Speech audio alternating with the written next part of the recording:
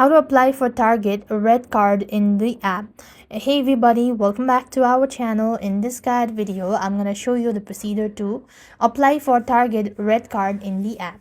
So to apply for the Target Circle card in the app, you need to use in-app browser to access the application page. So what here you need to do is you just want to ensure you have a Target account, and if you're not, you just want to create one. And you'll need a personal information such as your name, address, date of birth, and social security number for a credit card application.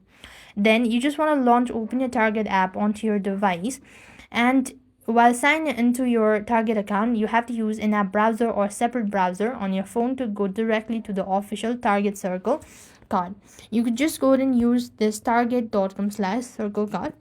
Here it is. You click onto that link, and you can just go ahead and start selecting the card. Now you will see options for the Target credit card and the Target Circle debit card. Choose the apply options for the card type you want to. Follow the prompt to enter your required personal and financial informations in the secured online platform or an application. Submit your application then.